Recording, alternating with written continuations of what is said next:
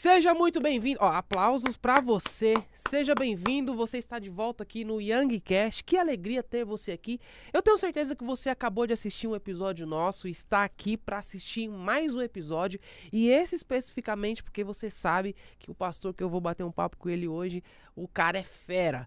Para você que está aqui pela primeira vez, eu sou o André Young e eu sou o seu anfitrião aqui nesse podcast. A cada novo episódio eu trago novas histórias, novos convidados, novas experiências, tudo para que você tenha a sua alma e a sua vida edificada. Então, faz o seguinte, clica no botão de inscrever-se, ativa as notificações para que você não perca nada e toda vez que o Youngcast chegar com esse apresentador e com um convidado novo, você será notificado e notificada. Já clicou? Já se inscreveu? Segundo passo, a produção está colocando aqui em cima o nosso Instagram.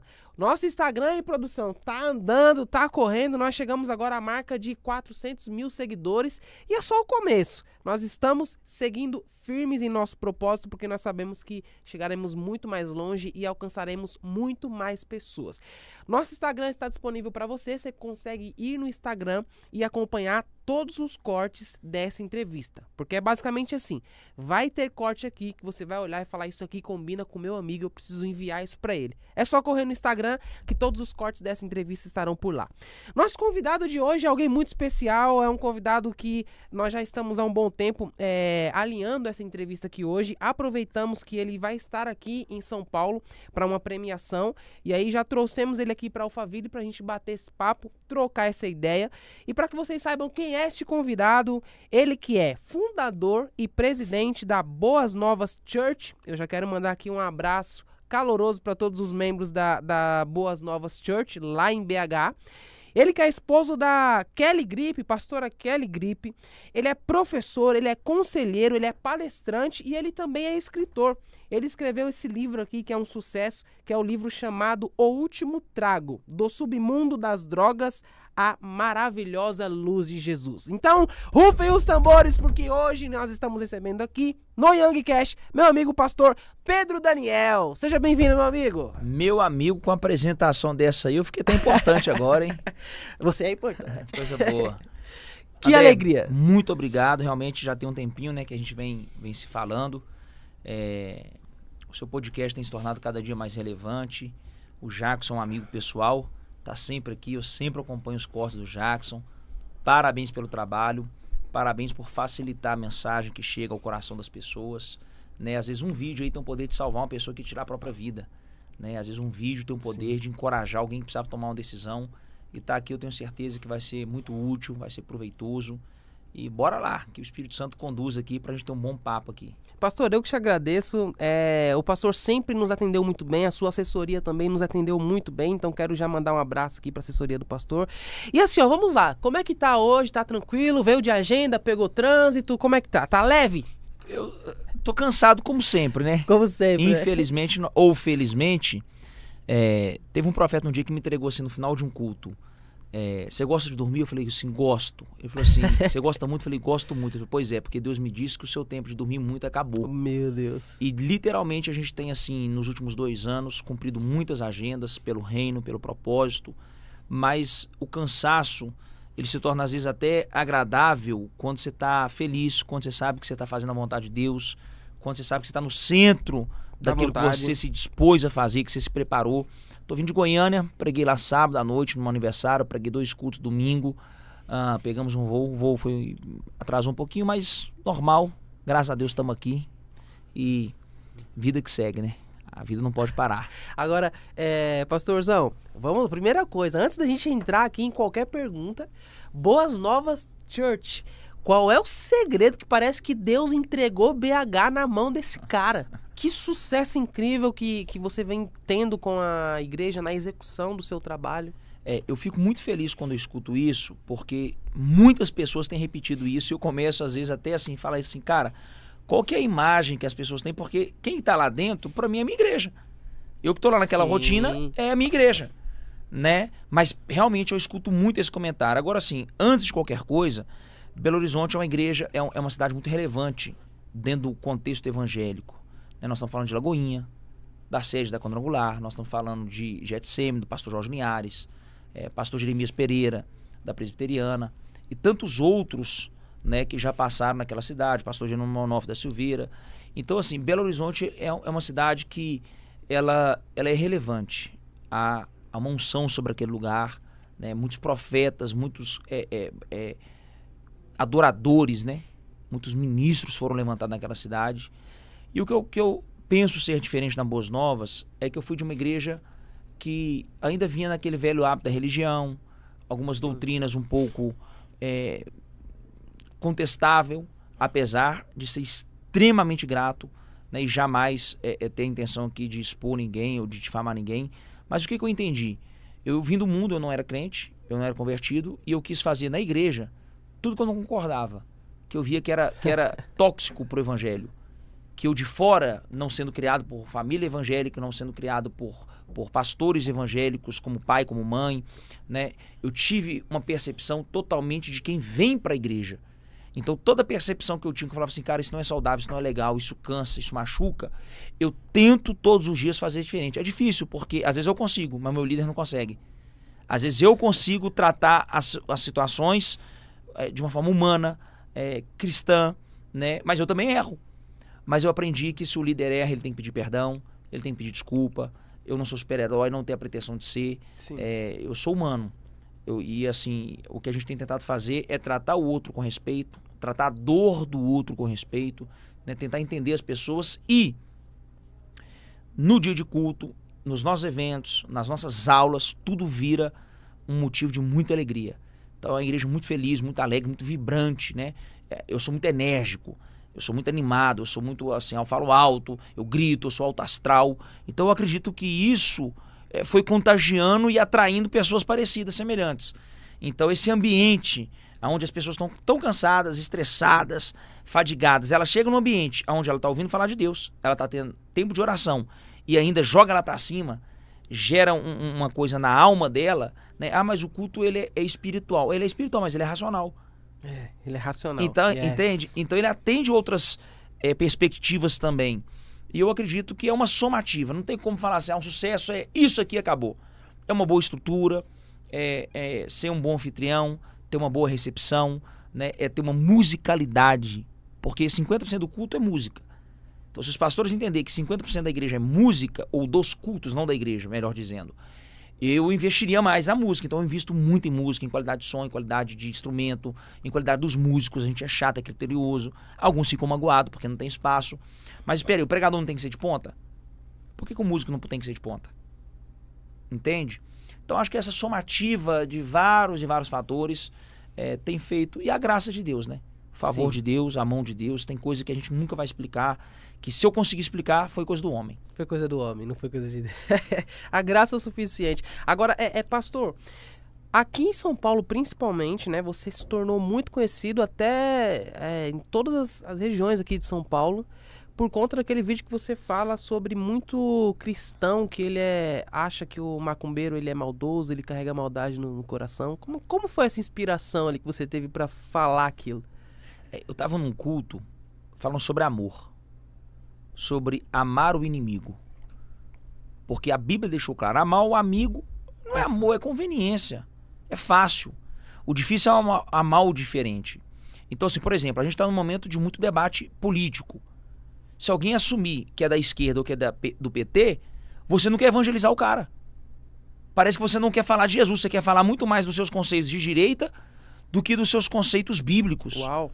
Então a gente está se tornando muito mais militante por algumas causas, ou políticas ou religiosas, do que propriamente um evangelista. Então Jesus, por que ele foi um escândalo para a religião? Por que Jesus foi um escândalo para o judaísmo? Porque ele não se deixou modelar pelo judaísmo. Ele não se tornou parte do sistema judaico. Ele olhava para o homem como um homem. Ele é o criador. Espera aí, isso aqui é meu filho, eu que fiz isso aqui. Ó. As suas ideologias, é vocês que foram criando. Eu criei o homem. Eu não criei a religião. Isso é coisa do homem.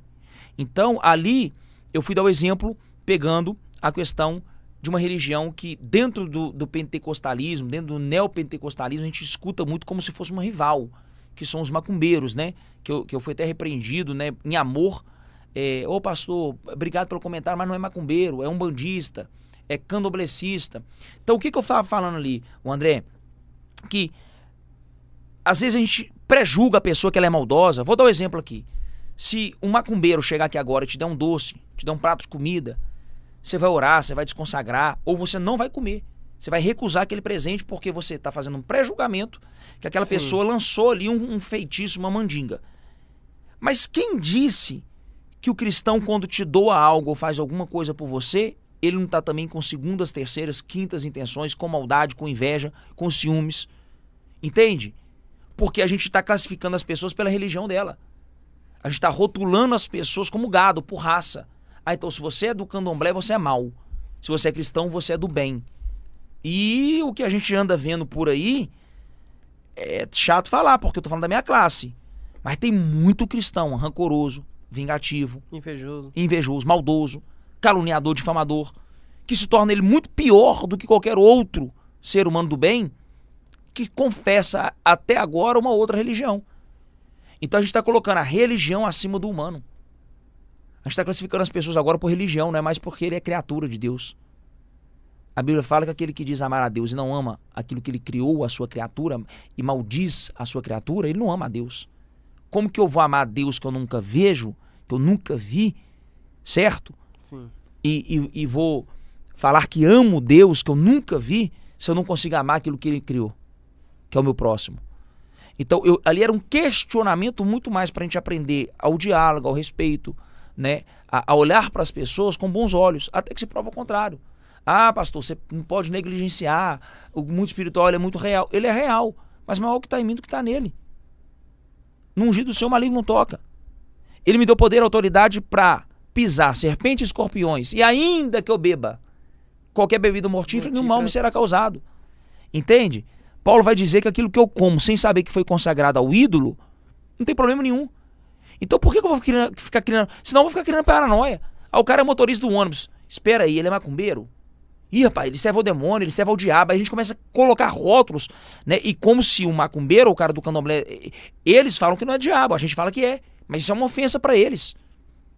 Será que para eles, que é de uma outra religião, é bom, é gostoso ouvir dizer isso? Não é. Se incomoda, se ofende.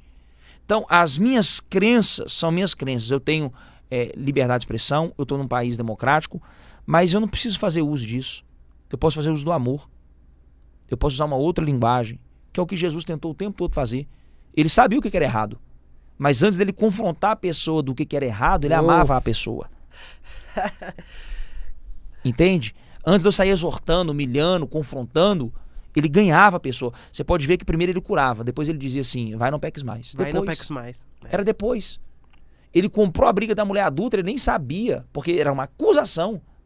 Ali não era, vou dizer assim, algo comprovado, era uma acusação. Essa mulher foi pegar adultério. Mas na lei dizia que o homem também tinha que ser trazido. Trouxeram só a mulher.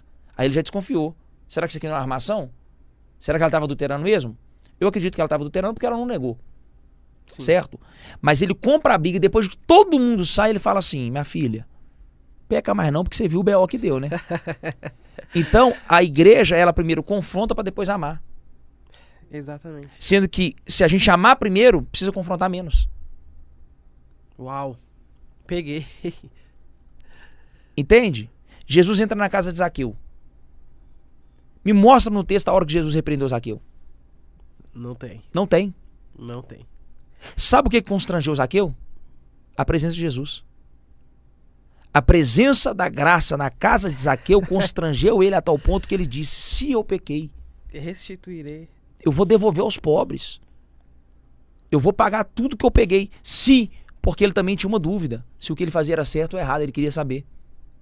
Porque rotularam ele como cobrador de impostos como aquilo que é pecado. Mas na cabeça dele, espera assim, isso aqui é minha profissão, eu trabalho para Roma. Então ele fala, se eu roubei, eu restituo. Ele estava aguardando Jesus mostrar para ele se ele tinha roubado ou não. Então, se a pessoa receber a presença de Jesus, existe um amigo chamado Espírito Santo, que a Bíblia vai dizer assim, ele convence o homem da justiça, do juízo e do pecado. Nós, pastores, se tivermos mais a presença do Espírito Santo, mais intimidade com o Espírito Santo, em amor, a gente vai precisar usar muito menos a vara. André, sabe que as pessoas precisam de verdade hoje? De verdade? De amor. De amor. As pessoas precisam ser amadas. Sabe por que tem muita gente indo pra facção criminosa? Porque é o único lugar que abraçou ela. Senso de pertencimento. As pessoas precisam pertencer a uma tribo. E aí aquela tribo dos santos, dos intocáveis, dos irreparáveis, dos imaculados, reprime essas pessoas. O que é que elas pensam? Eu não caibo aqui, eu não vou conseguir lidar com isso. Eu sou diferente deles. Eu faço mal a eles, eu sou uma vergonha para eles. Entende? Eu escandalizo a religião deles e ela se afasta. Aí vem uma outra religião e fala assim, pode vir para cá. A gente aceita. E aí o senso de pertencimento abraça aquela pessoa. Então nós estamos perdendo muitas almas só por não entender que ela primeiro só queria fazer parte. Mas como ela é repelida, ela vai embora. Ela só queria pertencer. Ela só queria pertencer. Aí, quando a gente fala sobre justamente essa questão de muitos cristãos que eles têm esse costume, às vezes, de taxar a pessoa de outra religião como uma pessoa ruim, como uma pessoa maldosa e etc. A gente vê um quadro que acontece muito dentro das igrejas, que é o aumento de cristão fofoqueiro, de fofoca dentro da igreja, cristão invejando um ao outro. Como você, como um pastor, lidar com essa situação? Quando você vê, por exemplo, cochichinho, fofoquinha dentro da igreja. Eu sou tolerância zero. Tolerância zero. Eu sou tolerância zero. Eu já fui muito tolerante. Depois eu percebi que vai contaminando todo o corpo de Cristo. É como uma célula cancerígena. Se você não matar ela no início, ela vai espalhar. E o fofoqueiro, ele é covarde. Porque o que é o fofoqueiro? Ele tá te confrontando, ele tá discordando de você, ele tá indo contra a sua opinião, mas ele tá fazendo isso de forma oculta, escondida e pelas costas, porque ele é um covarde. Aí a Bíblia entra com um conselho, confronto. Confronto. Todo covarde foge do confronto. Todo covarde, ele foge do confronto. Então, quem é um fofoqueiro? O que fala coisas escondido. Quem é um homem de Deus? O que confronta a luz da verdade. Então, a Bíblia condena o pecado da maledicência, ela lashon hará. Isso na cultura judaica é um dos conceitos e dos princípios mais violentos. O que é o lashon hará? É quando você difama alguém, calunia alguém, expõe alguém sem dar a ela o direito de defesa. Isso é covardia, isso é maldade. Um rabino, todos os dias ele ia para a sua escola dar aula. Um rabino respeitado na comunidade, amado por todos. E todo dia ele passava numa tenda e ele pagava 2 maçãs. Só que ele pegava uma maçã de manhã quando ele estava indo, e no final do dia, quando ele voltava, ele pegava mais uma maçã, mas ela já estava paga. Ele fazia isso por anos. Passou alguns anos, trocaram um dos funcionários, e esse funcionário não sabia que ele era um rabino e não sabia que ele pagava as 2 maçãs. E só observava ele pegando as 2, mas ele não voltava no caixa no final do dia. Ele não passava no caixa para acertar.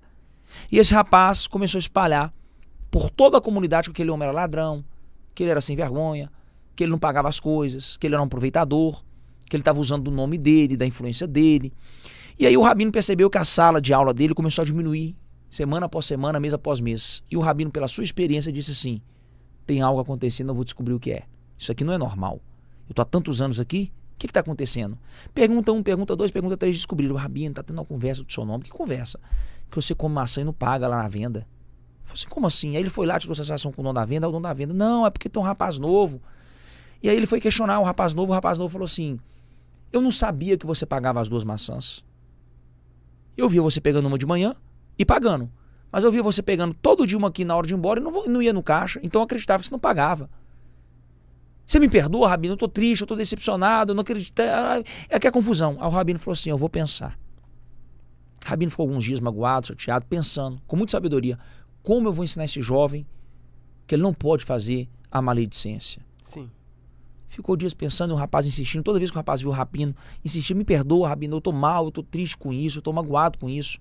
Aí uns belos dias o rabino falou com ele assim, você vai fazer o seguinte, você vai comprar um travesseiro de pluma, de pena de ganso.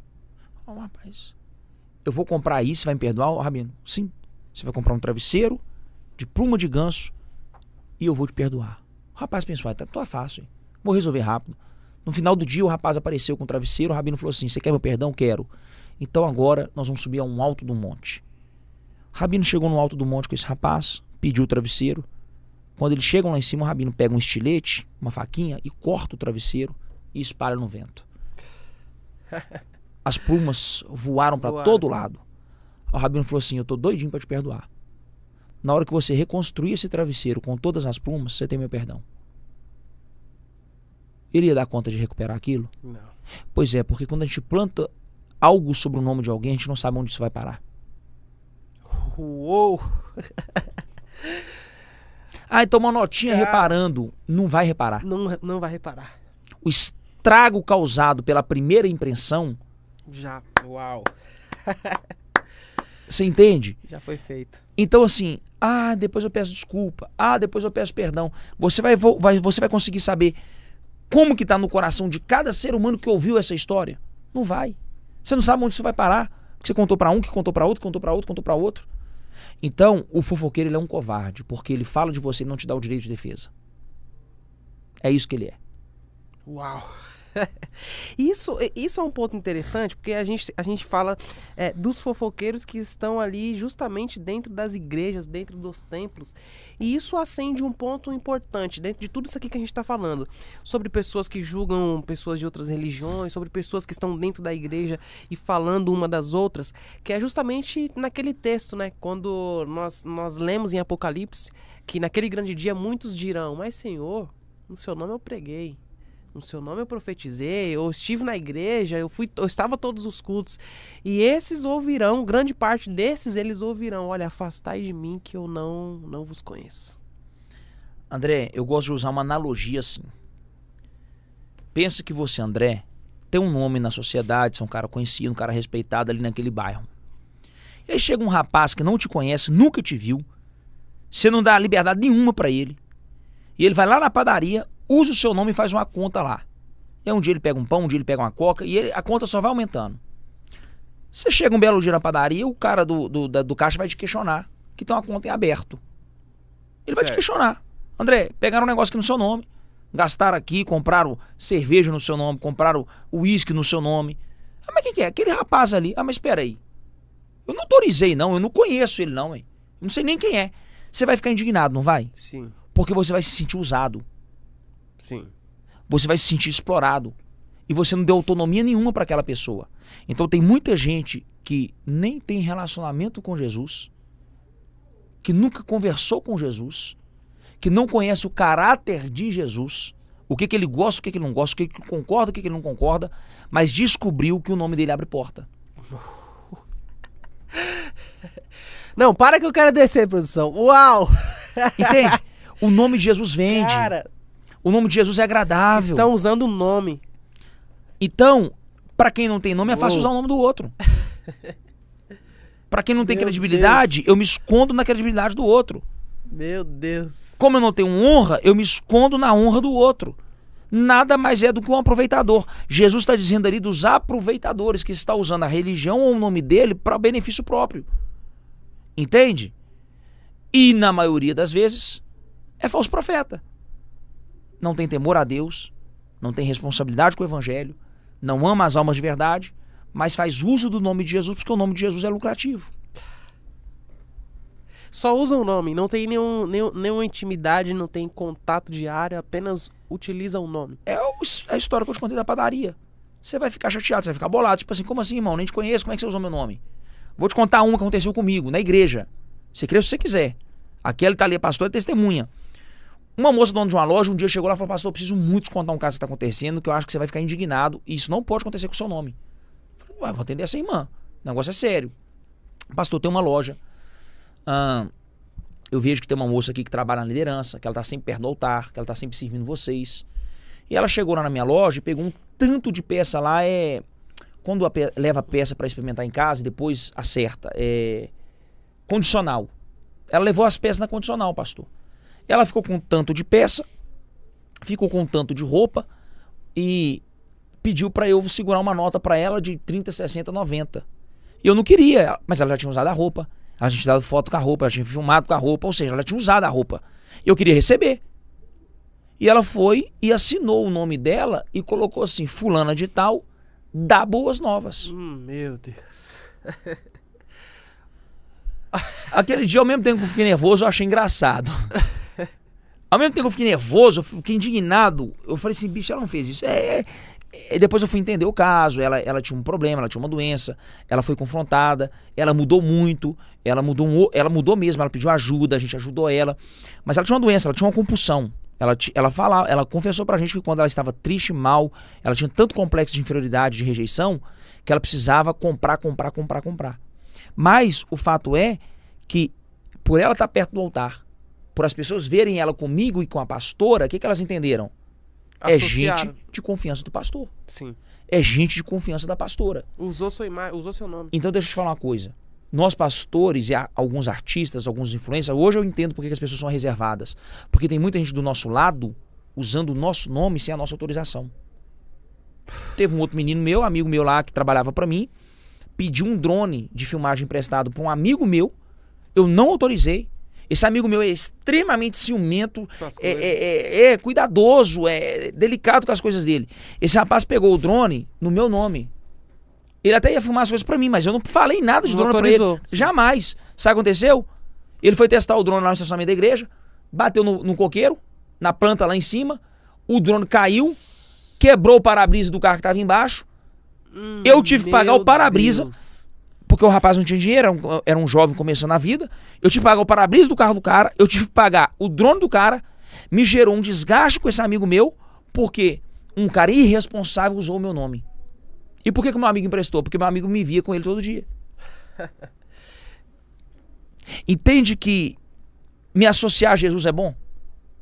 Porque se eu falo que eu sou crente, que eu falo que eu sou pastor, que eu estou na igreja, que eu estudei Bíblia, as pessoas, o crivo de crítica dela, o filtro moral dela, vai diminuir porque ela acredita. Ali vai um homem de Deus. Sim. Por isso que a gente vê muito manipulador dentro da igreja.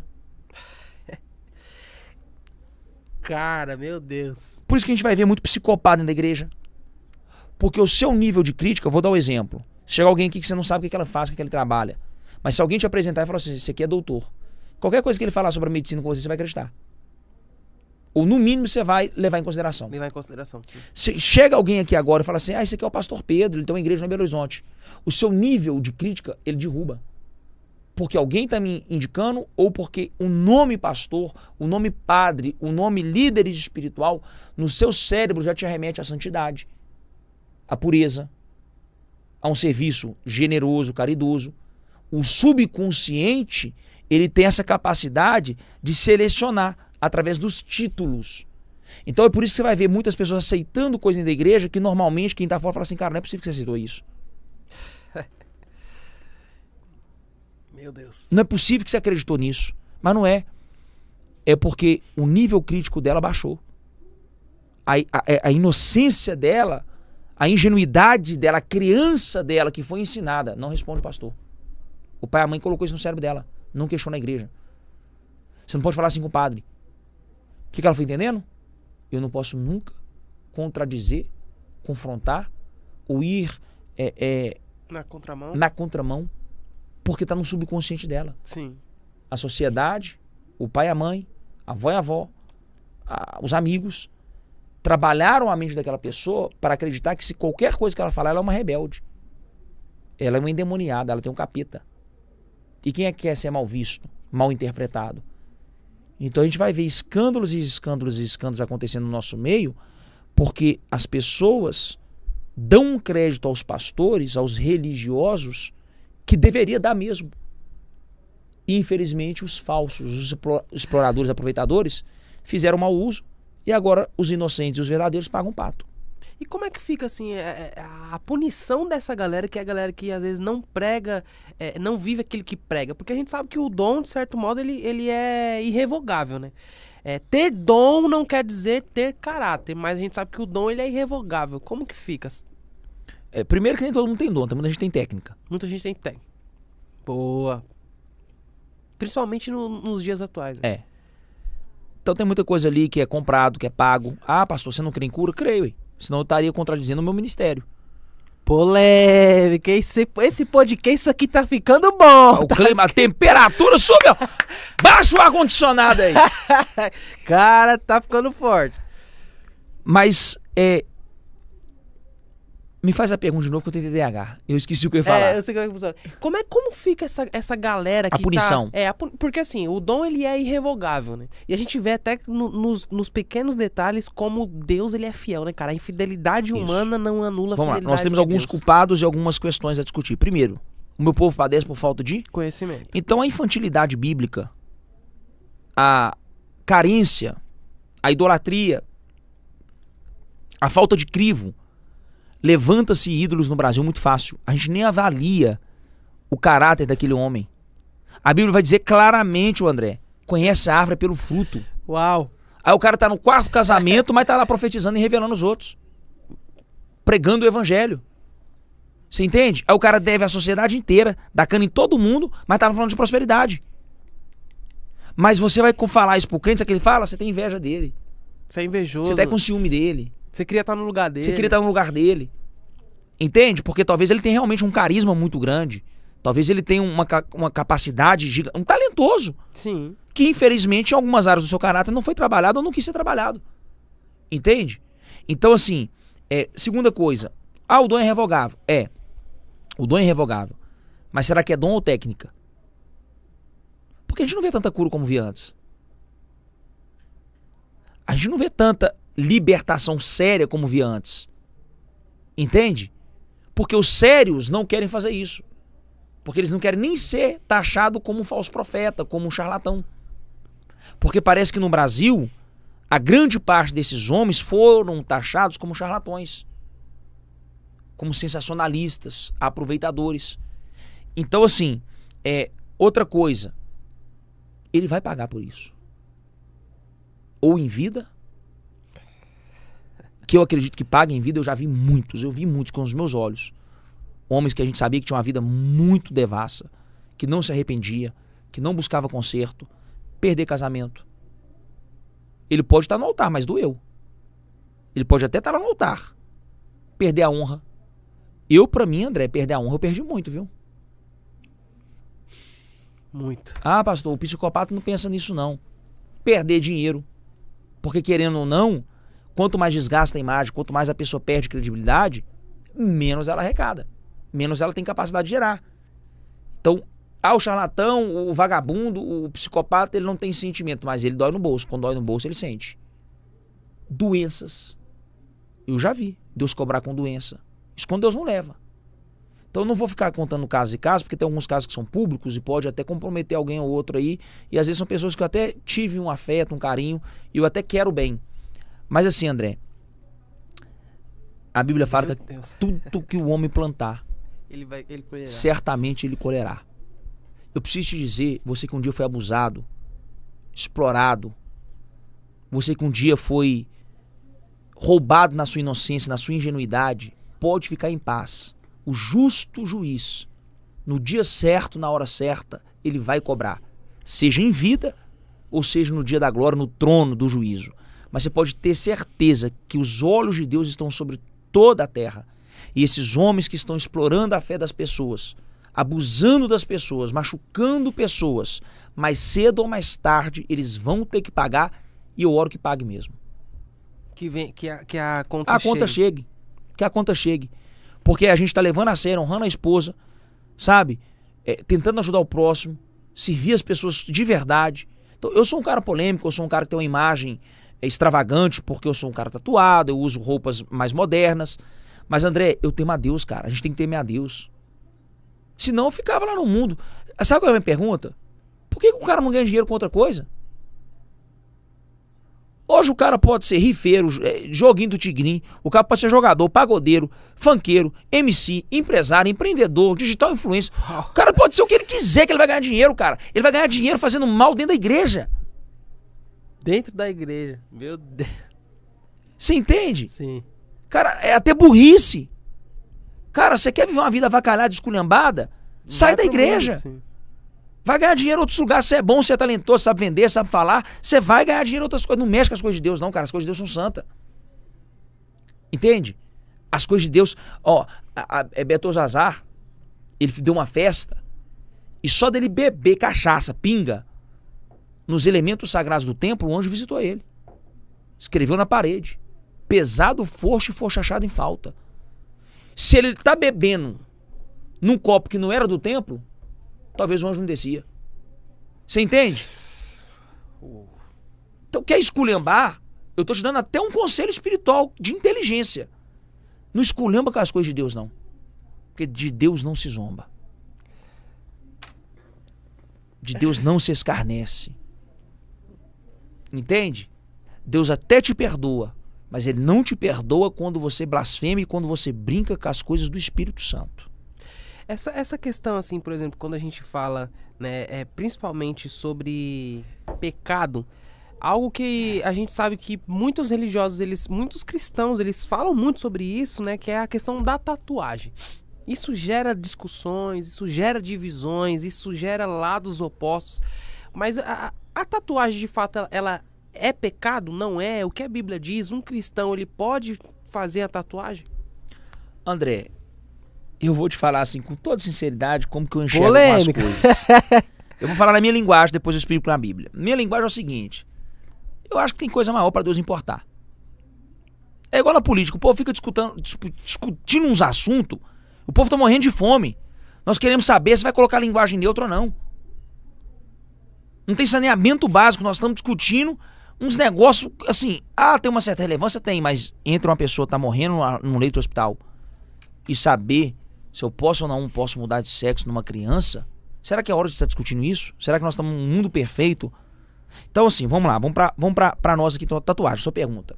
André, biblicamente no Antigo Testamento tem um texto de Levítico 19 que condena marcar o corpo, certo, em homenagem aos mortos, em ritual aos mortos. Ali era um ritual. Ali era cortes, não era nem tatuagem. Não era pegar uma maquininha com tinta, nem existia essa tecnologia na época, ok? Mas ali também fala que você não pode colocar um tecido junto com o outro. Se você for usar uma roupa, tem que ter um tecido só. Ali fala que você não pode cortar o cabelo do homem cortando as pontas. Você não pode fazer aquelas pontas, tem que deixar retinho. Você não pode cortar as beiradas do seu cabelo.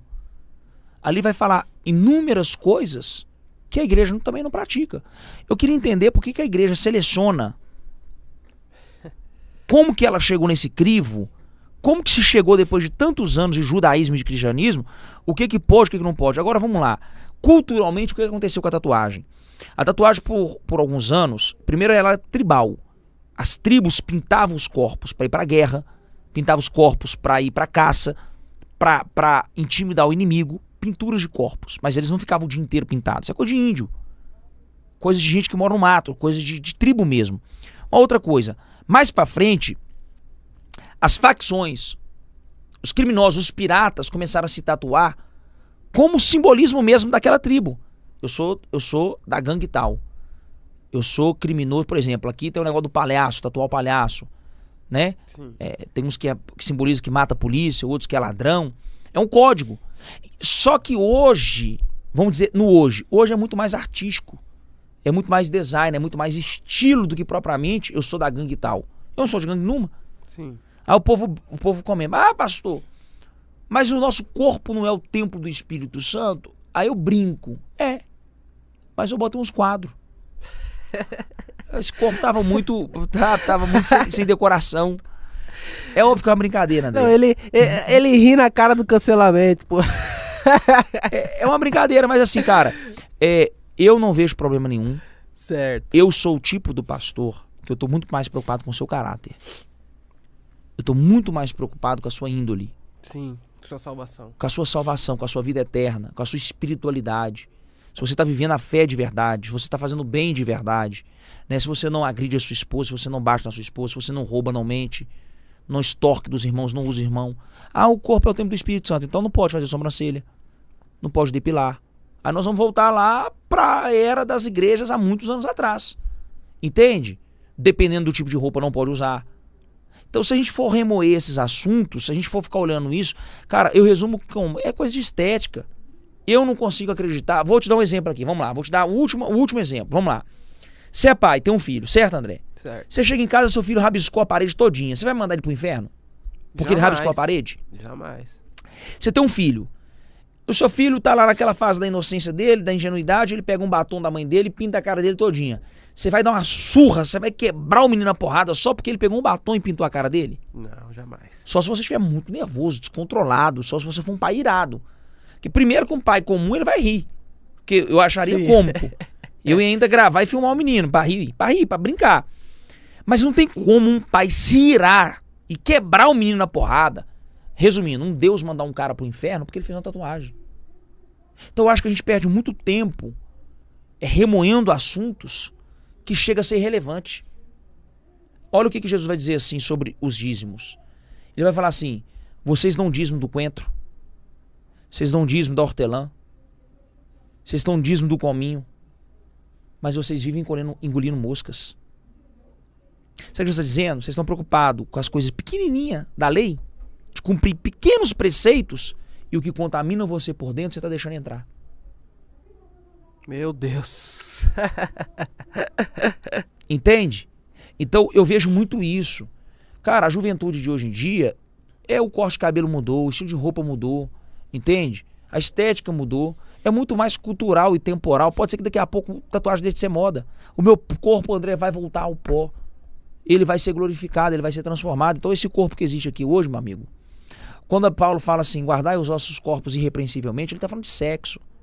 Ele está falando de impureza sexual, de libertinagem. Você pode ver que toda vez que Paulo vai falar de libertinagem, de impureza, ele está falando de sexo.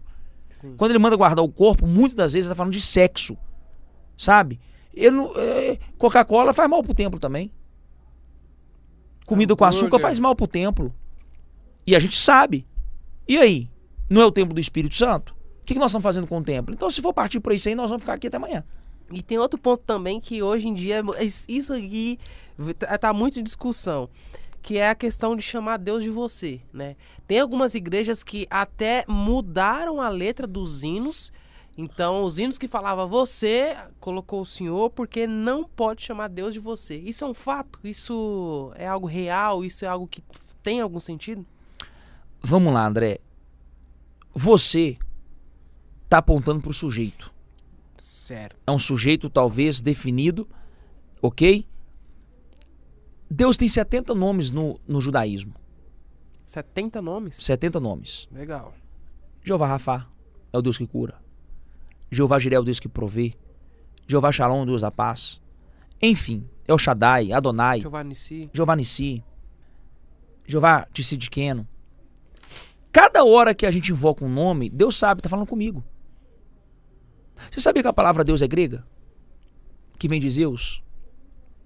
A palavra Deus vem de Zeus, por influência grega. Porque o judeu não chama Deus de Deus. Se você comprar a Bíblia King James, a Bíblia King James chama ele de Yahvé, de Jeová. Jeová. Não usa a palavra, o termo Deus. Então, como que se resume a isso, Pedro? Eu acho que Deus não tem um ego. Acho que Deus não tem esse problema de identidade, de ficar nervosinho, bravinho. Você não, pastor. Esses pastores que têm essa necessidade. Você não, menino. Ô, garoto, é pastor Pedro. É porque ele não é ninguém. E aí o título dele é que fez dele alguém. Ele não confia na pessoa dele, na imagem dele, no nome dele. Ele precisa do título. Por isso que Paulo vai escrever assim, ó. Paulo ou apóstolo. Porque o Paulo é maior do que o apóstolo. Que isso, Paulo é maior do que o apóstolo? É. O apóstolo só existe porque existe o Paulo. O pastor só existe porque existe o Pedro. Entende? Então, antes de você pastor, eu sou Pedro. Essa é a minha identidade. Pastor é meu chamado, é meu ofício. Eu sou Pedro. Yes. Entende? Então, toda vez que eu preciso de um título para me firmar, para eu me sentir alguém, é porque eu tenho um ego muito frágil. Eu tenho uma confiança muito frágil em quem eu sou. Então, Deus vai ficar ofendido porque chama ele de você. Não, é um sujeito definido. Você está dizendo quem que é. E ele sabe, está falando de mim. Ele só não usou a palavra Deus porque talvez até na licença poética fica feia. A palavra ali, talvez Deus ou Senhor ou qualquer outra palavra que arremete a Deus, naquele contexto não encaixaria. Eu vou resumir. Para mim, é ignorância da ignorância. Só isso. É ignorância, né? Para mim é ignorância. Um outro ponto também que é muito comentado é a questão da mulher ser pastora. E isso dá o que falar. Tem muita gente que fala, não, a Bíblia não autoriza, a mulher não pode ser pastora. Qual que é a sua visão diante disso? Então, primeiro que tem coisas na Bíblia que era da época. A gente não pode trazer tudo para o dia de hoje, esquecendo questão cultural, Sim. certo? Questões da época. Então, o que é pastor? Pastor é quem apacenta. Pastor é quem cuida. Pastor, ele não poderia ser um título. Pastor é uma vocação. A gente pega pastor e coloca ele acima de qualquer coisa. Sim ou não? Parece que hoje só existe pastor. Parece Sim. que você só é alguém dentro da igreja religiosa se você for pastor. Sim. O evangelista acabou. O presbítero acabou. O presbítero acabou. Você entende? O diácono. O diácono era alguém que tinha um cargo muito importante, muito relevante. Deixava tudo pronto, tudo preparado para os apóstolos poderem fluir no Espírito, na palavra, nos ensinos. Entende? Os diáconos eram auxiliares muito direto ali. Eles estavam todo dia com os apóstolos. Entende? Os presbíteros, muitas vezes, é eles que cuidavam da igreja. Você pouco vai ver Paulo se referindo a alguém como pastor. Ele pede o pastoreio, mas ele não se refere às pessoas como pastor. Como pastor. Ele pede o pastoreio, porque o pastoreio é cuidado. Então, se uma mulher sabe cuidar de outra mulher, ela é uma pastora. Se uma mulher está cuidando espiritualmente de crianças, ela é uma pastora. Se uma mulher está ajudando a criar uma cultura masculina de honra, de respeito, de integridade entre os homens, ela pastoreou aquele rebanho, ela ensinou aquele rebanho as coisas de Deus. Então para mim, nada mais do que época. Ah, mas você tem que ser fiel a tudo que está na Bíblia. Então, meu amigo, se a gente for ser fiel a tudo que está na Bíblia, nós vamos ter que questionar muita coisa. Vamos começar pelo culto no domingo. Então tira o culto do domingo. Boa. Verdade. Quem que colocou na Bíblia que o culto é domingo? Se Deus mandou guardar o sábado. Sim. Ah, mas eu não sou judeu. Então pronto. Então se você não é judeu, por que você está usando o Antigo Testamento? Você está vendo que a gente embola tudo, a gente mistura tudo. Aí o que para mim é útil dentro da minha crença, eu defendo com o idente. Mas aí quando Pedro que usa um outro texto bíblico, não, mas aí tem uma explicação gigantesca para provar que não. Então para mim, cara, eu respeito a doutrina de qualquer igreja. Eu não sou um cara que vou ficar aqui confrontando, falando que tá errado. Eu respondo quem me pergunta, que é a minha função ensinar e falar o que eu penso.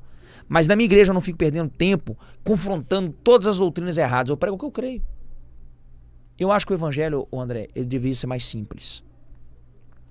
Jesus veio simplificar e o homem está complicando. Jesus veio facilitar e o homem está dificultando.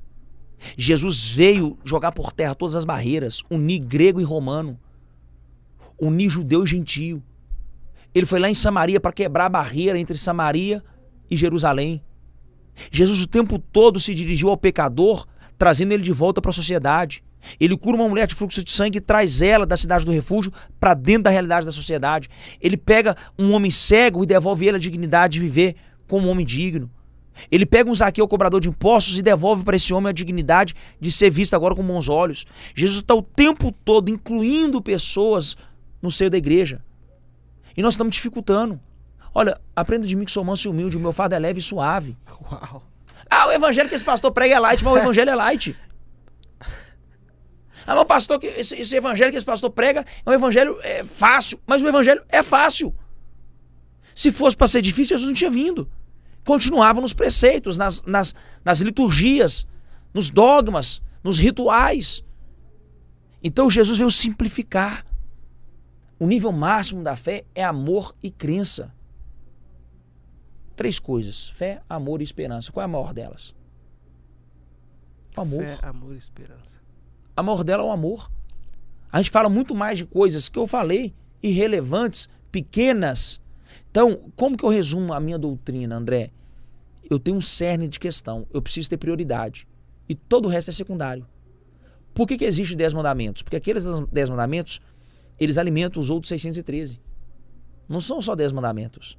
Para o judeu são 613. 365 proibições, 248 afirmações positivas. Você tem que fazer. 365 você não pode fazer. Ok? Mas por que Deus falou só 10 para Moisés? E aí Jesus fala em 1. O judeu colocou 613, Deus colocou 10, Jesus colocou 1. Amar a Deus acima de todas as coisas. E ao teu próximo como a ti mesmo. Cumpriu esse? Cumpriu? Todos. Vamos lá? Quem ama mente? Não. Quem ama rouba? Não. Quem ama de verdade trai? Não. Quem ama de verdade deseja o mal? Jamais. Inveja o que é do outro? Jamais. Então pronto, foca no amor. O amor. Desenvolva o amor. Amadureça o amor. que tem coisa que já está embutida. Consequentemente, você vai deixar de fazer outras coisas. Entende? Então eu acho que assim, ela é pastora. Que bom que ela é pastora, porque as mulheres precisam ser apacentadas. Vai ficar deixando tudo na mão do homem? Não dá mais pra gente olhar pra Bíblia, querendo trazer coisa de 3.000 anos atrás, 4.000. Pra o tempo atual. Outro ponto. Então, calma, já vamos explicar. Então, você é a favor de atualizar a Bíblia? Não. A gente precisa atualizar a forma que a gente interpreta e aplica a Bíblia. A Bíblia não tem como mudar. Quem vai ter coragem de questionar um texto inspirado pelo Espírito Santo? Ninguém. Eu não sou doido, não. Quem é o Pedro na fila do pão? Ninguém. Jamais, ninguém. Eu vou questionar o que o Moisés escreveu, vou questionar o que um Paulo escreveu. Agora, eu posso olhar o que é saudável, coerente, dentro de um contexto. Entender tempos. Cara, é contexto. As pessoas querem pegar pontos muito isolados e fazer disso uma verdade, sem olhar o contexto. Então, quando eu fiz português, André, lá tinha uma matéria chamada resumo do texto. Resumo do texto, sim. Então, o que é o resumo do texto? Crente maduro não precisa de resumo. Ele gosta das coisas complexas. Ele gosta de textos mais abrangentes, sim, mais amplos. Mas para a pessoa que está caminhando agora, está começando agora, ela precisa de resumo. Ela não dá conta de ler uma tese. Ela não dá conta de desenvolver toda uma tese. Então, eu penso assim, novo convertido, vamos resumir para ele? O cara é maduro na fé? Aí a gente para de dar leite. Pra menina na fé é leite. Deixa ele chegar, deixa ele estar perto. Ele vai amadurecendo, ele mesmo vai entender conceitos. Uau. Ele mesmo vai desenvolver a fé dele. Ele mesmo vai desenvolver. Claro. Ele mesmo. Agora eu vou tacar outra polêmica aqui, porque já vou aproveitar que agora a gente entrou nesse rolê, que é na questão assim, é errado, por exemplo, um pastor, ele se tornar um milionário com o salário da igreja? Milionário é uma palavra difícil, né? Pesada. Bom, vamos lá, vamos na Bíblia? Vamos. No Antigo Testamento, Deus pegou o homem e colocou no Jardim do Éden. O homem tinha tudo. Tudo. Governava sobre tudo. Dominava sobre tudo. Tudo. Não faltava nada. Abundância. Ok? Depois disso veio a queda. Então, toda miséria, toda pobreza, toda escassez é uma consequência de longos e longos anos da queda do homem. Ok? Mas aí todo homem que Deus escolheu na Bíblia, ele chamou Abraão. A Bíblia fala que Abraão ficou rico, riquíssimo. E ele é o pai da fé. Riquíssimo, sim. E ele era um homem de Deus, dizimista. Ok? Pegou Isaac, prosperou, cavou poços. Ele ficou tão rico que o povo Abimeleque pelejou contra ele, expulsou ele da cidade. Tão rico ele ficou. Jacó saiu quebrado da casa do pai, mas ele tinha a bênção. A bênção espiritual. Estava nele. Como é que ele voltou da casa do sogro? Casado com um filho rico. Rico. Deus pegou Daniel, escravo na Babilônia, governador da Babilônia. Deus pegou José, vendido pelos irmãos como escravo, se tornou governador do Egito. Aí eu te pergunto, o governador é pobre? Não. O governador do Egito pode ser pobre? Seria pobre? A maior nação da época, o maior império da época. Será que Daniel vivia como pobre se ele vivia no palácio? Moisés foi criado como filho da filha de Faraó, morava num palácio provavelmente, ou pelo menos em alguma casa muito boa, fortificada, tinha servos, tinha funcionários. Será que ele era pobre? Espera aí, calma. Aí os profetas, olha os presentes que os profetas ganhavam. Saul não ousou ir até o profeta sem levar moeda de prata. Eliseu recusou um presente porque vinha de lepra. Jesus cresceu o olho e foi atrás. Olha o tanto de coisa que Eliseu recusou, mas que Geazi foi buscar. Era normal os reis presentearem com muita riqueza os sacerdotes e os profetas. Ok? Ah, mas o Novo Testamento mudou tudo. Então agora vamos cancelar tudo. Hebreus, então, os heróis da fé cancela. Certo. Então Abraão, pai da fé, cancela. Certo. Eu queria entender por que faz essa separação. Ah, não, nós temos que olhar para Jesus. Então vamos olhar para Jesus. E ele sendo rico. Tá escrito, ou não? E Jesus sendo rico se fez pobre. Jesus era pobre? Não, ele se fez. Temporariamente. Como que um Deus criador dos céus e a terra? Meu Deus. Como que um Deus dono do universo é pobre? Como que um Deus dessa magnitude, que está escrito, ele é dono do ouro e da prata, vamos lá. Aqui na terra, se você andar com alguma coisa de ouro, é ostentação. Mas o crente quer ir para a terra, para um céu que tem rua de ouro. Aqui na terra tem uma mansão, é pecado, mas ele quer morar numa mansão celestial. Não parece incoerente? Tudo que eu quero, eu só quero depois que eu morrer? Parece que Muito incoerente, cara. Parece que tudo é bonito só depois que morre. Parece que tudo é belo só depois que morre. Deus não tem problema com a riqueza do homem, Deus tem problema com o caráter do homem, com o pecado. André, Deus nunca teve problema com dinheiro, Deus tem problema com pecado. Pecado. Jesus não morreu para te libertar do dinheiro. Jesus te morreu, ele morreu numa cruz, ele apanhou para te libertar do pecado. Yes. Ok? Agora, existe a ganância? Existe. Existem os lobos? Existem. Existem os filhos de Balaão que se deixaram levar pela doutrina de Balaão. O que é esse? É um cara que era profeta, um cara que recebeu um dom de Deus, e agora ele usa o dom de Deus, ele usa a sabedoria de Deus que Deus deu a ele para extorquir.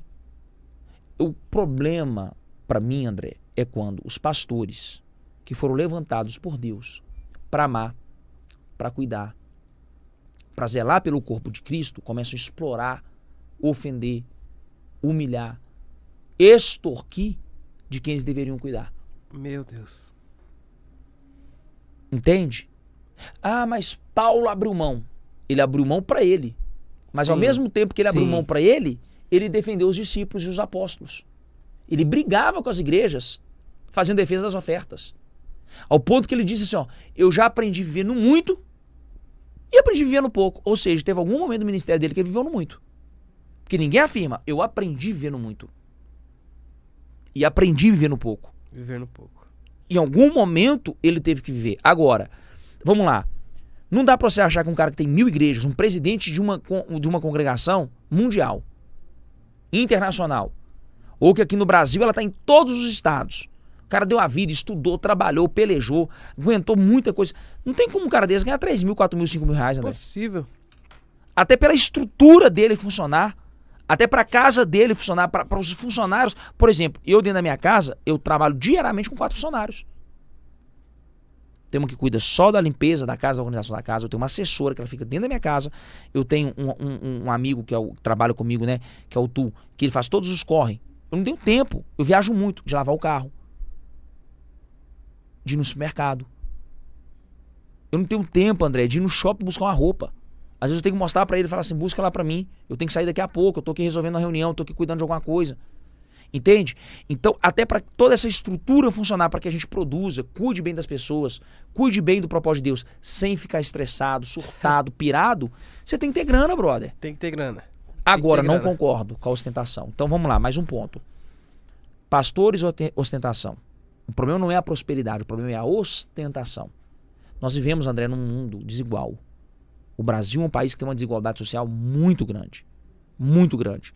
Então, realmente é um pouco ofensivo, é um pouco incompreensível para quem está do lado da pobreza, da miséria e da dor. Espera aí, eu não tenho o que comer e meu pastor anda num carro importado. Eu não tenho o que vestir e meu pastor usa roupas que custam sei lá quantos mil. Então, qual é a política que eu adotei? Qual a política que eu adotei? Dentro da nossa igreja não pode ter ninguém em necessidade. Ninguém. Se dentro da Boas Novas eu descobri, chegar até mim, o problema é que às vezes não chega, que tem algum irmão em necessidade, nós vamos avaliar o caso dele e ele vai ser suprido nas suas necessidades. Cristo não mandou dar luxo pra ninguém, mandou suprir necessidade. Luxo, que é supérfluo, vai trabalhar. Então por isso que eu vendo livro, vendo curso. Então, por exemplo, eu tenho 7 fontes de renda. Alguém diz que eu só tenho a fonte de renda da igreja. Da igreja. Eu posso citar uma por uma. Então, eu tenho meu salário da igreja, é um bom salário, porque eu julgo ser um bom presidente, ok? Eu vendo livro, eu vendo curso online, é curso meu, eu que gravei, eu que dei aula.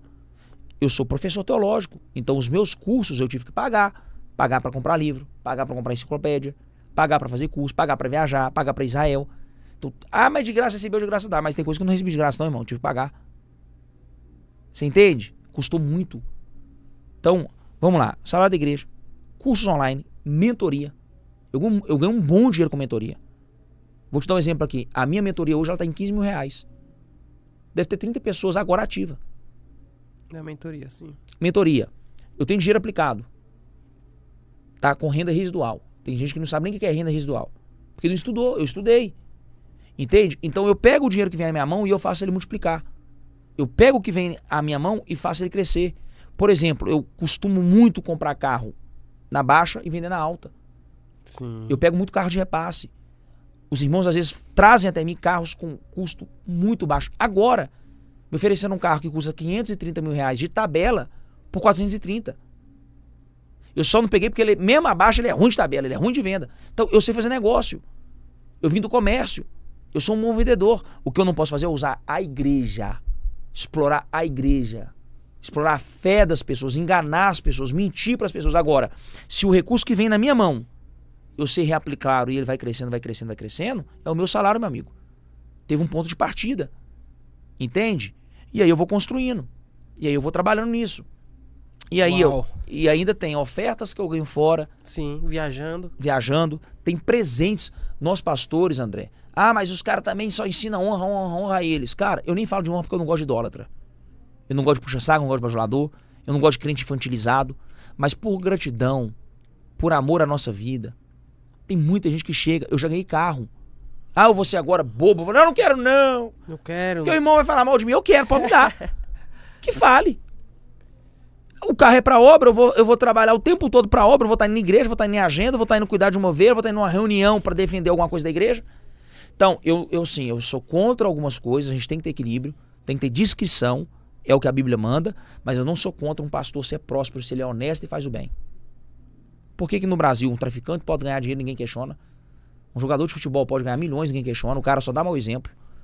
Por que no Brasil o cara pode ser um dono de casa de jogo e ninguém questiona, o povo ainda aplaude ele. Sim. Mas um pastor que faz o bem, ajuda todo mundo, tá certo? Transforma vidas, impacta vidas, vai viver uma... Não.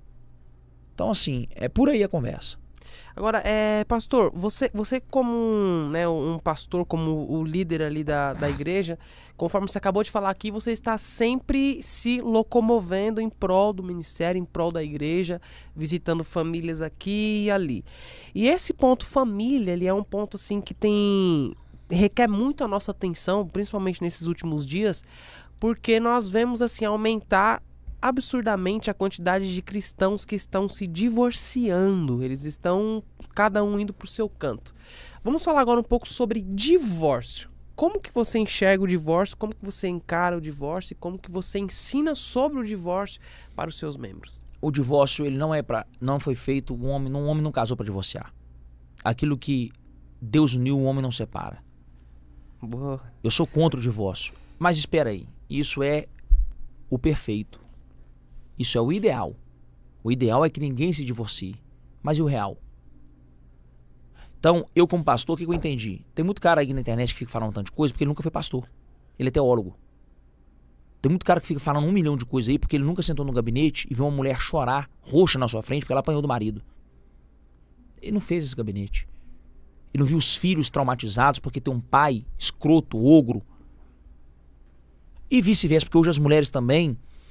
Tem muita mulher, o índice de traição do lado feminino está aumentando muito. Está aumentando muito, sim. Biblicamente, o divórcio só é autorizado claramente, explicitamente, quando tem o quê? Traição e adultério. Sim. E aí eu gravei um vídeo falando que se alguém estivesse sendo violentada fisicamente e tendo a sua vida em risco, que ela podia divorciar e colocar na minha conta. Viralizou esse vídeo. Aí esse vídeo viralizou, esse vídeo explodiu. Porque eu penso assim, eu não consigo acreditar que Deus vai te mandar para o inferno, que Deus vai te condenar, porque você estava sendo agredido, humilhado. Até porque no altar foi feito um pacto. No altar foi feito um voto. O casamento, o homem tem uma função: proteger o vaso mais frágil.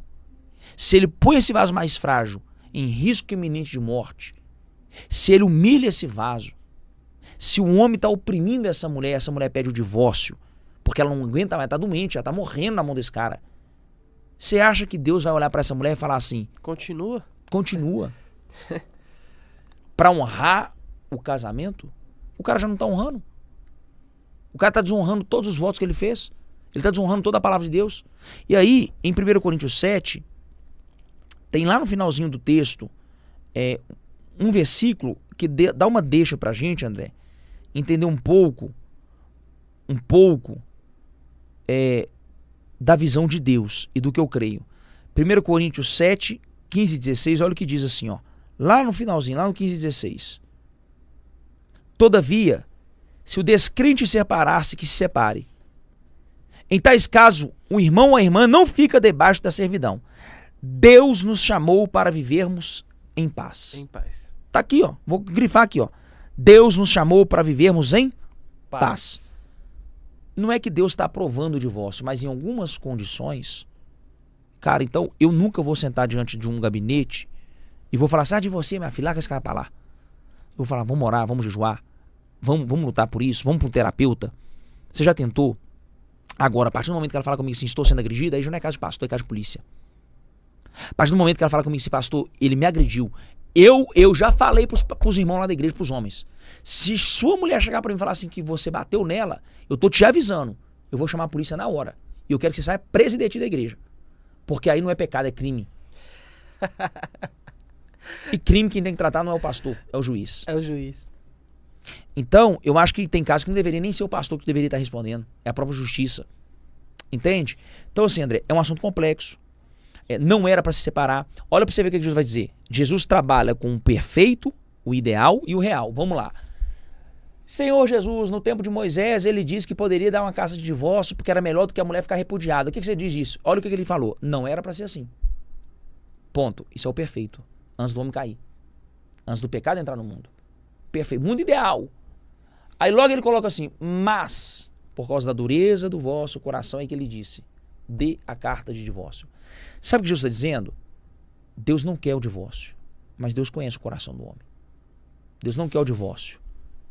Mas, todavia, porém, na realidade, André, do dia a dia, não é tão simples. Então, eu não defendo que a pessoa não pode divorciar nunca. Agora, o divórcio vai deixar mácula, eu sempre aviso. Você nunca mais vai ser uma pessoa comum. Por quê? Porque você é divorciada. Você vai para o seu segundo casamento. Então, qualquer ser humano na sociedade vai olhar para você, segundo casamento. Ela já vai fazer um pré-julgamento de você. Sim ou não? Sim. Entende? Sim. Então, eu também coloco o que ela vai enfrentar. Os filhos. Vai ter uma mácula no desenvolvimento intelectual, emocional. Por melhor que seja o pai, por melhor que seja a mãe. Divorciou, teve a ruptura. Algo foi quebrado nessa criança, nesse adolescente. Até no adulto. Até no adulto. Então, o divórcio, ele é diabólico, ele é maligno, mas infelizmente as pessoas estão casando sem saber o que é o casamento. Elas não têm noção, biblicamente, dos parâmetros do casamento. E é por isso que nós estamos vendo essa baderna, essa confusão. Por isso que está gerando tantos divórcios. Tantos e tantos divórcios. Tantas pessoas infelizmente. Se separando. E um pastor, por exemplo, o pastor que ele separou, ele, né, divorciou, ele não pode mais exercer o cargo, ele tem que ser afastado? Uma pergunta muito boa. Vamos lá. Biblicamente, a Bíblia fala que o pastor, quando Paulo escreve a carta ao Timóteo, à igreja, ele fala dos pré-requisitos para o cara ser um pastor, ser um líder espiritual. Então, ele tem que ter domínio próprio, mansidão, uma boa reputação. Ele tem que ser um homem não dado ao vinho, marido de uma só mulher. Então, o que eu penso? Ele pode exercer o ministério em qual medida? Porque ele está fragilizado. A Bíblia fala assim, se você não governa bem a sua casa, não ouse governar a igreja de Deus.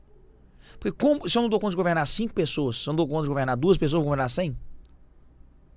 Se eu não sou próspero e abundante em um lugar que tem 3 pessoas, que eu não dou conta de controlar as emoções, os sentimentos, os prazeres, as paixões de 3, 4 pessoas, eu vou dar conta de cuidar de 300, 500 mil, 2 mil?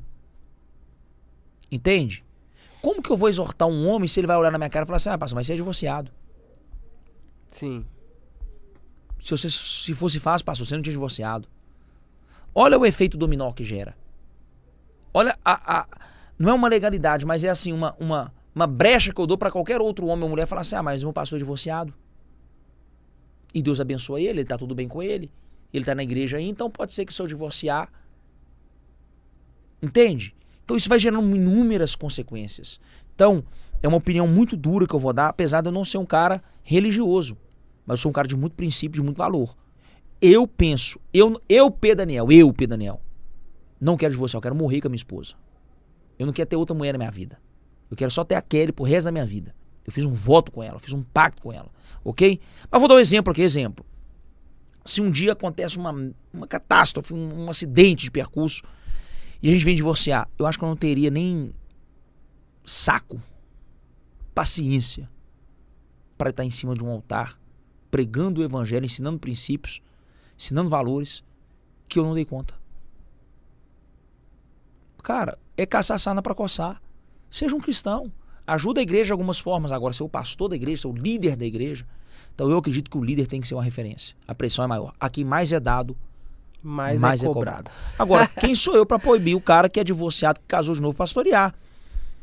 Se ele tá fazendo bem, se ele tem certeza que ele é um cara convertido, nascido de novo, cara de caráter. Talvez o divórcio dele foi assim, inevitável. Talvez são casos e casos. Ou quando é o caso de uma traição, por exemplo, ele foi traído. Por exemplo, eu tenho um amigo meu que a esposa dele era bipolar. E ele falou comigo várias vezes, cara, não sei o que fazer, minha esposa é bipolar. Apesar da gente ter casado na saúde e na doença. A gente não casou na saúde e na doença? Na saúde e na doença. Mas eu não tô casado com uma mulher bipolar. Sim. Quem tá lá é ele. Eu vou julgar esse cara?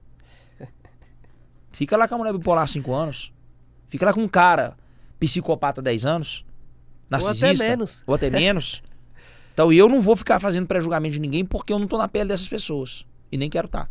Agora, toda essa questão que nós vemos hoje, aumentando o divórcio, pessoas saindo da igreja, coisas acontecendo dentro da igreja, algumas pessoas escarnecendo a fé, a gente pode dizer que isso são sinais que nos aproximam cada vez mais e mais da volta de Cristo. A gente pode afirmar que tudo isso que está acontecendo significa que Jesus está ali já com a mão na maçaneta, já para voltar.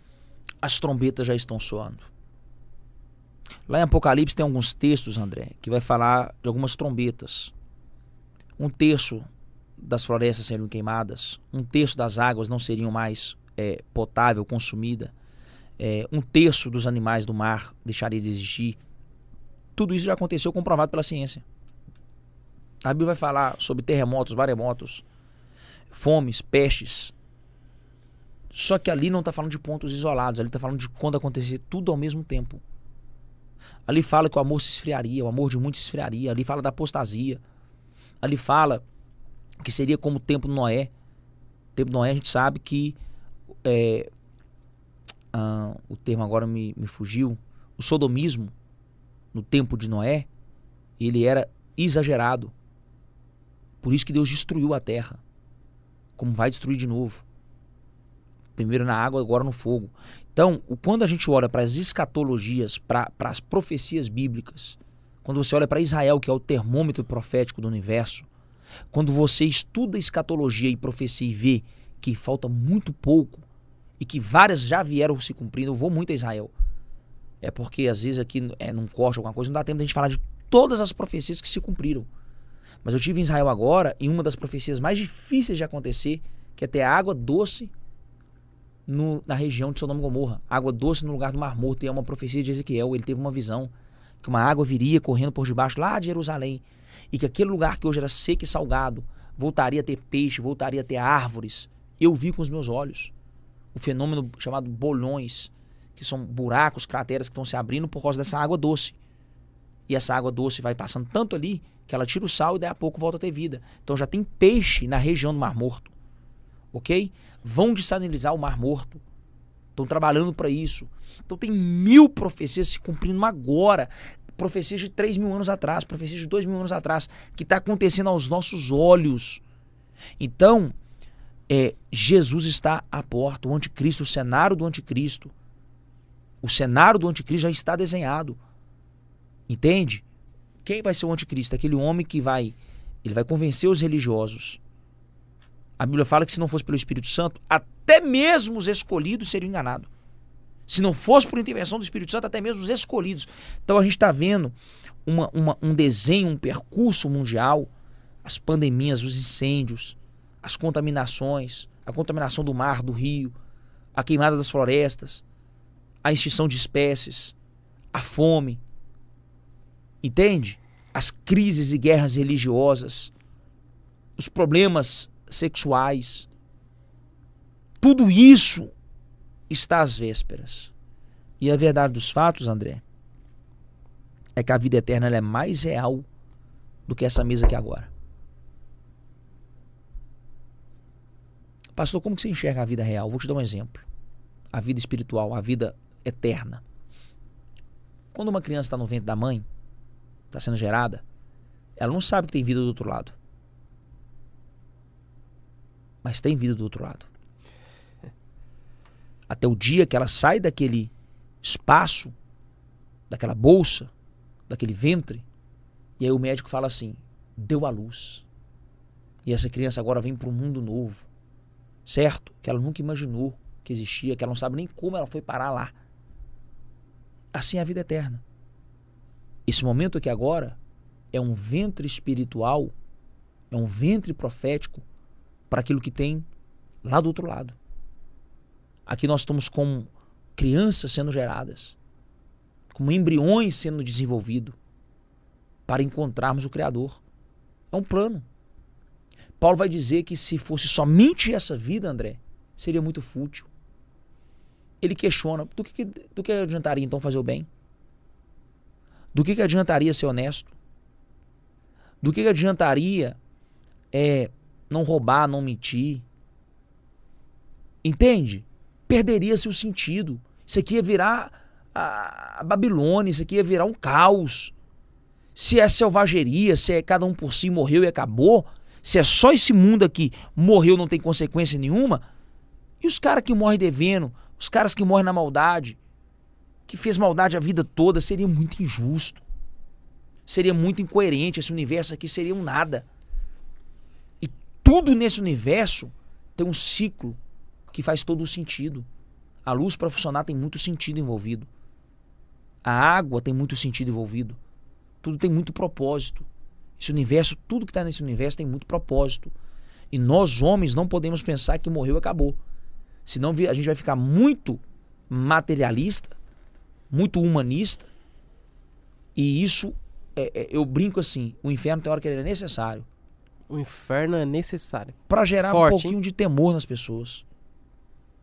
Porque falando do inferno, falando do castigo eterno, o povo esculhamba do jeito que esculhamba, você imagina se não tivesse conceito nenhum de vida eterna. Então, para mim, a vida eterna ela é mais do que necessária. Ela é o termômetro, ela é o equilíbrio, é a balança desse universo. E a pergunta é, o raciocínio é, nós estamos aqui, isso é real, sim ou não? Sim. Eu tô te vendo, você tá me vendo. Sim. Isso não é um pensamento, um sonho, uma ilusão. Isso aqui é real. Tô te vendo, você tá me vendo. De onde que nós viemos? Eu não sei, só sei que eu tô aqui. Isso é fato. Ponto. Então, eu não tenho que saber tudo. Eu tenho que crer. Paulo vai dizer assim, ó. Vemos ainda por espelho. Chegará o dia que veremos face a face. Ainda vemos imperfeito. Chegará o dia que entenderemos tudo. Por quê? Porque nós vamos estar vendo do jeito que é, de forma perfeita. Em parte profetizamos. Sabe o que ele está dizendo? E em parte cremos. Porque eu não tenho todo o conhecimento. Então, eu não tenho total certeza de tudo do jeitinho que é. Do mesmo jeito que eu não sei como eu vim parar. Eu vou te dar um exemplo aqui. Você sabe como que faz o motor do seu carro? Como? Eu não sei. Você pega a chave, liga e dirige, não é assim? É. Você não confia que aquele carro Você só vira e vai. A vida é assim. Nem tudo eu vou ter resposta, porque eu não sou especialista em tudo. Meu Deus. Entende? Então, quem tem necessidade de ter resposta em tudo, então ele vai sentar num ônibus. Quem fez essa cadeira? Quantos plásticos usou? Será que ele calculou o peso certo? Você imagina se eu tiver que pensar em tudo que foi criado. E por que foi criado? Eu não vivo. Mas por que eu consigo confiar no piloto de avião, mas não consigo confiar em Deus? Entende? Eu confio no piloto, no motorista do ônibus, que vai me levar numa estrada perigosa, mas eu não confio em Deus. Então a vida eterna para mim é um assunto apaixonante. Eu não tenho medo de morrer. Eu tô pronto para morrer. Eu quero viver. Por que você quer viver? Porque eu gosto daqui também. Eu gosto da minha esposa, eu amo ela, eu amo meus amigos, eu amo meus cachorros. Mas se morrer, é lucro. Do lado de lá deve ser muito melhor que o lado de cá. E quem ficar aqui que lute. Esse foi o pastor Pedro Daniel aqui no YangCast. Pastor, eu sempre peço para todos os meus convidados, você foi boca de Deus, eu posso dizer aqui sem medo de errar. Isso aqui foi uma das melhores entrevistas que a gente teve aqui no YangCast. Isso eu digo sem errar. Você foi muito usado por Deus. Amém. Mas eu sou um cara que eu acredito no tempo. Eu acredito naquele tempo específico que é o momento que uma pessoa aleatoriamente cai em um vídeo, em um ponto específico, e ela nem sabe por que ela caiu lá. Então eu queria que você olhasse para a câmera e fosse boca de Deus agora para quem está te assistindo. Deixa eu te falar uma coisa. Não desacredita de você. Não joga a toalha. Não abandona os seus sonhos, os seus projetos. O seu inimigo tá doidinho para vibrar hoje com a sua derrota e com a sua desistência. Você vai dar a volta por cima. Você vai se reencontrar. Deus vai ouvir as suas orações. Deus vai te ajudar a sair dessa. Eu preciso te dizer que enquanto há vida, ainda há esperança. A Bíblia vai dizer que nós somos mais do que vencedores em Cristo Jesus. Tá com medo? Tá inseguro? Tá assustado? Peça ajuda ao Espírito Santo. Peça ajuda a Deus. Ele vai enviar socorro. Ele vai enviar, do mesmo jeito que ele enviou Jesus, ele vai te enviar a solução. E você vai conseguir vencer mais uma. Tá bom? Eu sou um ex-drogado, sou um ex-viciado, mas um dia eu clamei a Deus, eu pedi a Deus ajuda e ele mudou a minha história. Eu tenho certeza que qualquer situação que você estiver enfrentando, comece a clamar a Deus e ele vai te socorrer em nome de Jesus. O pastor Pedro Daniel, ele é o escritor desse livro aqui, O Último Trago. A gente vai deixar aqui na descrição desse vídeo o link para você conseguir falar com a equipe do pastor, para que você adquira o seu livro. Mas antes eu queria também, pastor, que o senhor falasse um pouco sobre esse projeto aqui, esse livro, O Último Trago, do submundo das drogas à maravilhosa luz de Deus. André, eu saí de casa com 14 anos, porque a minha família foi à falência. Meu pai e minha mãe eram empresários muito bem-sucedidos em Belo Horizonte. Teve uma enchente, uma catástrofe natural, vieram à falência. Voltaram para o interior, morar de favor na casa dos meus avós, e dali muita coisa desandou na nossa vida. Eu com 14 anos pensando em voltar para a capital, em reescrever minha história, eu era um apaixonado por futebol, joguei futebol por alguns anos, me lancei no mundo. Mas nessa ida e vinda do futebol, eu conheci um senhor, ele era um bicheiro, ele era um apostador, mexia com máfia de jogos, ele comprava resultados, só que ele tinha muita influência nos clubes. Eu, como sempre fui um jovem muito esperto, muito inteligente, muito rápido, muito safro, eu começava a ajudar ele em tudo. Compra um celular, vai no mercado, vai na farmácia, leva o meu carro. Então eu acabei me tornando como se fosse um funcionário dele. Um faz tudo para ele, certo? Só que eu aprendi muita coisa errada, eu vi muita coisa errada. Eu fui induzido, eu fui treinado para ter uma mente criminosa, sabe? Mafiosa. E nesse mundo eu conheci a droga, conheci o álcool e conheci o demônio. Esse homem incorporava espíritos, ele falava coisas para as pessoas assim aleatórias que assustava todo mundo. Ele falava as coisas que acontecia, e isso mexeu muito comigo. E aí, em dado momento, eu me envolvi com algumas pessoas de uma favela lá no Espírito Santo, na Reta da Penha, no Morro de São Benedito, e ali foi meu fundo do poço. Então ali eu estava sendo humilhado, estava igual o filho pródigo, comendo bolota de porco, sabe? Sendo humilhado por pessoas que não tinham dignidade nenhuma, sendo escrachado por bandido, porque eu tinha virado, segundo eles, um sanguessuga, só um usuário que usava droga de manhã, de tarde e de noite. E nesse fundo do poço eu comecei a clamar a Deus, eu estava desesperado, eu não queria ficar naquela condição, mas eu não tinha força. E uma das orações que eu fiz, André, foi: Deus, se o Senhor existe, muda a minha sorte, que inclusive virou um capítulo do livro. Deus, se o Senhor existe, muda a minha sorte. Então esse livro, ele vai contar todo o processo, por que eu entrei na droga, o que me levou a isso, conta todo o processo de libertação, mas não foi só libertação espiritual, que eu te falo como que você é liberto mentalmente, psicologicamente, e como que você é liberto fisiologicamente. São os 3 níveis de libertação. Por isso que muita gente não é liberto, porque ele só quer ser liberto do espírito, mas ele esquece que tem uma mente e tem uma fisiologia. Então aqui eu entro muito fundo sobre os processos de libertação e sobre as guerras espirituais. Eu tive um encontro e eu vi um tio meu incorporado num espírito, e isso me levou à igreja.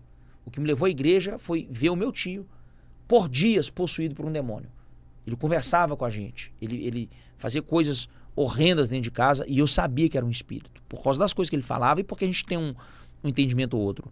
E ali eu fui até Jesus, e já se passaram 15 anos, né? Eu fui tão a fundo em Jesus que eu virei pastor de igreja, né? Casei com uma pastora.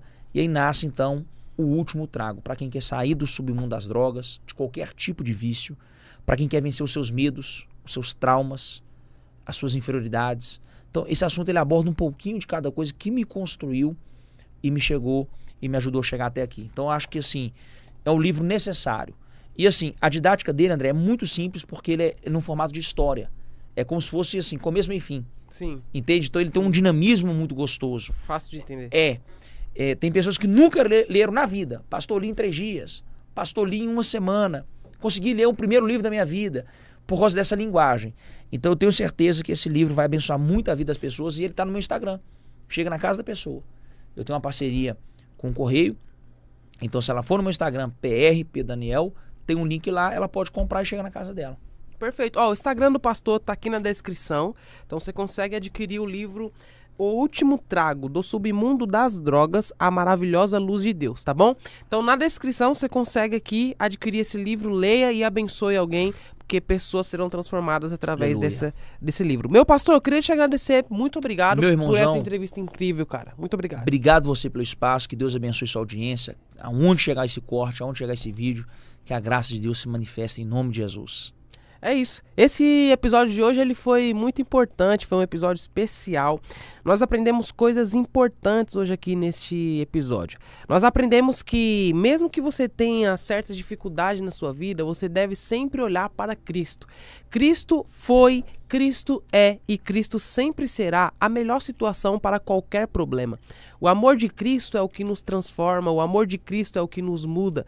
Nós estamos aqui porque Deus amou este mundo e Ele amou de tal maneira que enviou seu único Filho para que todo aquele que nele crê não pereça. Então que você possa usar esse podcast como inspiração, que você possa carregar para a sua vida tudo que você aprendeu aqui e ser fortemente transformado. Muito obrigado, não se esqueça de se inscrever no canal e ativar as notificações, ficamos por aqui. Enquanto isso, você está vendo aqui o próximo episódio que você pode assistir, maratonar. E esse foi o nosso querido episódio de hoje com o pastor Pedro Daniel. Tamo junto e Deus abençoe a sua vida. Tchau, tchau.